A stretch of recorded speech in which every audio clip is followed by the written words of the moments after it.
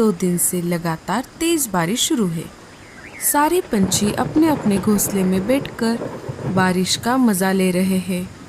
जिन पंछियों के घोंसले पक्के हैं उनके लिए बारिश बहुत अच्छी है, लेकिन जिनके घोंसले कमजोर और बिना छत वाले हैं उनके लिए ये बारिश जरा भी अच्छी नहीं है। माँ, ये बारिश कितनी अच्छी होती है। मुझे खिड़की से बारिश देखना बहुत अच्छा लग रहा है। माँ, मुझे बहुत ठंड लग रही है। बारिश अपने जोरों पर थी। देखते ही देखते बारिश का पानी जंगल में जमा होने लगा। जैसे जैसे बारिश तेज होती गई, बारिश का पानी पंछियों के घोंसलों तक पहुंचने लगा। अरे बाप रे, अब तो बारिश का पानी मेरे घोंसले तक आ गया। मुझे जल्दी से बाहर निकलना होगा। जैसे ही रानू चिड़िया अपने घोंसले से बाहर आ गई, उसका घोंसला पानी में बह गया। पता नहीं ये बारिश कब रुकेगी। मैंने घर में जो अनाज जमा करके रखा था वो भी अब खत्म हो रहा है। तभी वहाँ पर मुनमुन कबूतर आ जाती है। अरे मुनमुन, इतनी तेज बारिश में तुम यहाँ कैसे? अरे लाडो, क्या तुम्हें नहीं पता? अभी थोड़ी ही देर में जंगल में बहुत बड़ा तूफान आने वाला है। उसमें हम सभी पंछियों के घोंसले डूब जाएंगे। चलो यहाँ से, हम सभी को किसी सुरक्षित जगह पर जाना होगा। जब तक ये बारिश चलेगी हम सब वहीं पर रहेंगे। मुनमुन बहन, मैं मेरे अंडे को छोड़कर कैसे आ सकती हूँ? लाडो, अगर तुम अभी यहाँ से बाहर नहीं आई तो तुम इस बड़े तूफान में फंस जाओगी। तुम एक काम करो, ये अंडा साथ लेकर चलो।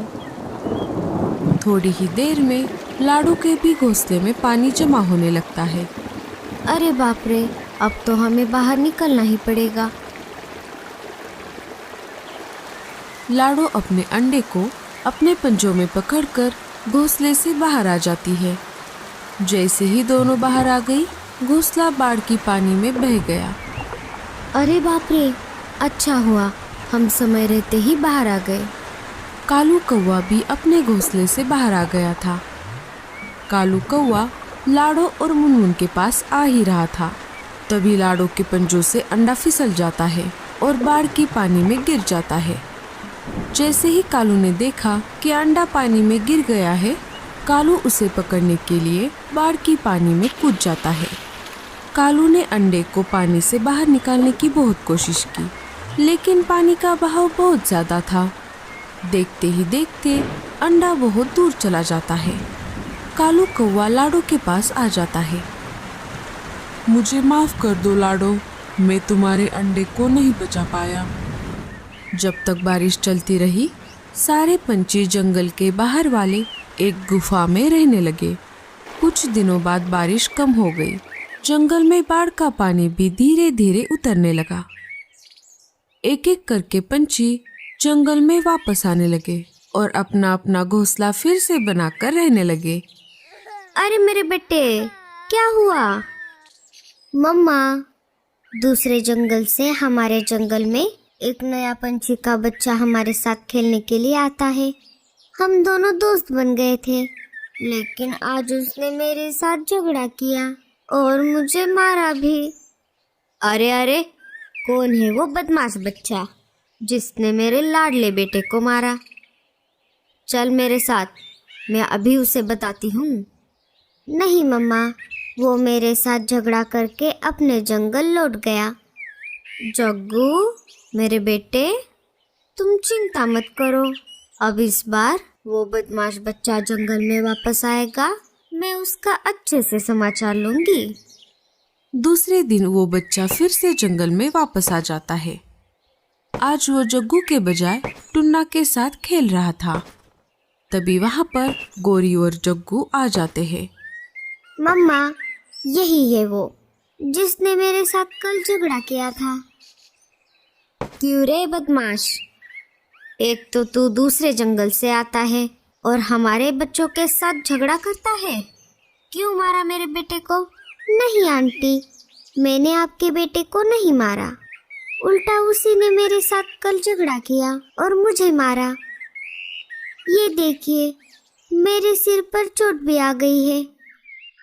मम्मा, ये झूठ बोल रहा है। तुम्हारे माँ बाप कहाँ है? मुझे उनके पास लेकर चलो, मैं उनसे तुम्हारी शिकायत करती हूँ। मेरे माँ बाप नहीं है, मुझे बचपन से मेरी दादी ने संभाला है। अब तुम इस जंगल में खेलने के लिए नहीं आओगे। चलो जाओ यहाँ से, भागो यहाँ से। तभी वहाँ पर लाडो चिड़िया आ जाती है। अरे अरे गोरी, तुम क्यों इस बेचारे को डांट रही हो? बेचारा और ये? अरे लाडो बहन, तुम्हें नहीं पता, ये दूसरे जंगल से आकर हमारे जंगल के बच्चों के साथ झगड़ा कर रहा है, हमारे बच्चों को मार रहा है। क्या तुम ऐसा कर रहे हो? नहीं नहीं आंटी, मैं ऐसा नहीं करता। उल्टा इस जंगल के लड़के मेरे साथ बुरा बर्ताव करते हैं। मैं जिस जंगल में रहता हूँ वहाँ पर मेरा कोई दोस्त नहीं है, इसलिए मैं यहाँ पर आता हूँ। जग्गू, चलो यहाँ से, अब तुम इस बदमाश बच्चे के साथ नहीं खेलोगे। गोरी और जग्गू वहाँ से चले जाते हैं। तभी वहाँ पर कालू कौवा आ जाता है। अरे लाडो, तुम यहाँ पर क्या कर रही हो? क्या तुम्हें अपना नया घोंसला नहीं बनाना? मैं लकड़ियाँ लाने के लिए बाहर आई हूँ कालू भैया। तभी कालू की नजर उस बच्चे पर पड़ जाती है। कालू एक बार के लिए उस बच्चे को देखता है और एक बार के लिए लाडो की तरफ देखता है। अरे कालू भैया, क्या हो गया? कहाँ खो गए? लाडो, तुमने ये बच्चा देखा? ये बिल्कुल तुम्हारी तरह दिखता है। हाँ कालू भैया, अगर उस तूफान में मेरा अंडा ना बहता तो मेरा भी बच्चा आज इसके जैसा होता। दोनों बात कर ही रहे थे, तभी पेड़ की एक डाली टूटकर उस बच्चे के ऊपर गिरने ही वाली होती है। तभी लाडो उस बच्चे को वहाँ से हटाकर खुद उस डाली के नीचे आ जाती है। लाडो डाली के नीचे फंस जाती है। अरे बाप रे, ये क्या हो गया? लाडो रुको, मैं अभी मदद लेकर आता हूँ। कालू वहाँ से मदद लाने के लिए चला जाता है। तभी वहाँ पर उस बच्चे की दादी आ जाती है। अरे टीलू, तुम कहाँ थे इतनी देर से? मैंने तुम्हें कहाँ नहीं ढूंढा। चलो अब घर चलो। दादी, वो सब छोड़ो, पहले इन आंटी को इस डाली से बाहर निकालो, वो इसके नीचे फंस गई है।